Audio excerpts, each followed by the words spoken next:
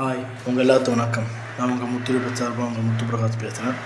நான் இன்றைக்கி பேசுகிற டாபிக் பேர் எதை பற்றி பேச போகிறோம் நீங்கள் எல்லோரும் பார்த்துட்ருக்கீங்க. நான் இன்றைக்கி பேசுகிற டாபிக் வேறு எதுவும் இல்லைங்க. இந்திய கம்யூனிஸ்ட் கட்சியின் மூத்த தலைவர் ஐயா நல்லக்கண் அவர்கள் மறைந்து விட்டார். ஒரு சோகமான செய்தி. 101 வயது கடவுளை எதிர்த்து நின்ற ஒரு நாத்திகர் மீது 101 வயது உடைய நல்லக்கண்ணின் மரணம் இன்றைக்கி இந்திய அளவில் பேசப்படக்கூடிய பொருளாக இருக்குது. இந்திய சுதந்திர போராட்ட வீரர் ஜமீன்தாருக்கெல்லாம் பல மக்களை ஒன்று திரட்டி விவசாயிகளுக்கு பல போராட்டங்கள் பண்ணியிருக்கார். நடந்த 2 தேர்தலும் தோல்வியை சந்தித்த மனிதர். 99 லோக்சபாவில் சிபியுடைய துணை குடியரசுத் தலைவருடைய சிபி ராதாகிருஷ்ணன் தோல்வியடைந்தார். தோல்வியடைஞ்சப்போ அவர் சொன்னார், சிபி ராதாகிருஷ்ணன், நான் வெற்றியை ரொம்ப வருத்தமாக்குறேன். நான் நல்ல மனுஷன், நல்லக்கண் ஐயாவை ஜெயிச்சிட்டோன்ற ஒரு வருத்தமாக இருக்குது எனக்கு. நல்ல மனிதன் அவரே வெற்றியை நான் ஜெயிக்கல, உண்மையில் தோற்று போயிட்டேன்னு நினைக்கிறேன்னு சொன்ன ஒரு மனிதர் நம்ம நல்லக்கண் ஐயா. ஸோ சிபி ராதாகிருஷ்ணனும் அவருக்கு அந்த வாழ்ந்த இடங்கள் சொல்லியிருக்கார். கட்சி பாகுபடாமல் எல்லாருமே அவருக்கு ஆழ்ந்த இடங்கள் சொல்லிட்டு இருக்கிறாங்க. 1940 50 இந்திய கம்யூனிஸ்ட் மேலே ரொம்ப அடக்குமுறைகள் அதிகமாக இருந்த காலகட்டத்தில் 50 திருநெல்வேலி மாவட்டத்தில் கைது செய்யப்பட்டு கிட்டத்தட்ட 5 ஆண்டுகள் மேலே இருந்தார். அவர் மீசையில் போலீஸ்காரங்க சுருட்டு வச்சதுனால அப்போ மீசையை வளர்க்காமல் விட்டவர் தான் இன்று வரை ஆகும் வரை மீசை இல்லாமல் தான் இருந்தார்.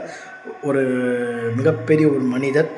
நம்ம ஒரு மதுரையில் பார்த்தோன்னா பசும்பொன் முத்துராமலிங்க தேவருடைய ஜெயந்தியில் எல்லாரும் கலந்துப்பாங்க. அந்த சமூகத்தை சார்ந்த எல்லாருமே சமூகத்துக்கு கலந்துப்பாங்க. ஆனால் அரசியல் கட்சியில் அந்த சமூக நிகழ்ச்சியில் இன்று வரை கலந்து கொள்ளாமல் இருந்த ஒரே மனிதர்னு பார்த்தோன்னா அது ஐயா நல்லக்கண் ஐயாவை தான் சொல்லலாம். நல்லக்கண் ஐயா அந்த அளவு ஒரு நல்ல மனிதர்.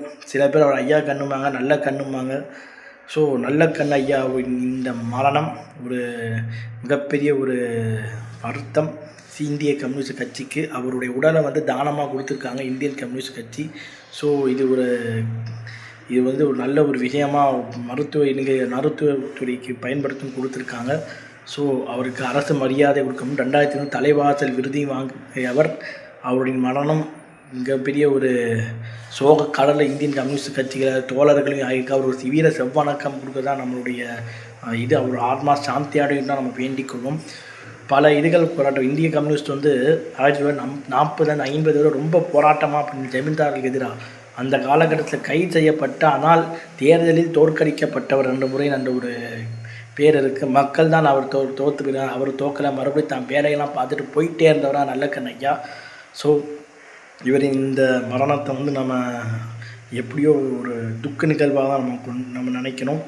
ஸோ இவரின் ஆத்மா சாந்தி அடைய வேண்டும் சொல்லி நான் என் வீடியோ முடிச்சுக்கிறேன். உங்களை விடைபெறும் முத்து பிரகாஷ். அதுக்கப்புறம் இன்னொரு விஷயம் சொல்ல மறந்துட்டேன்.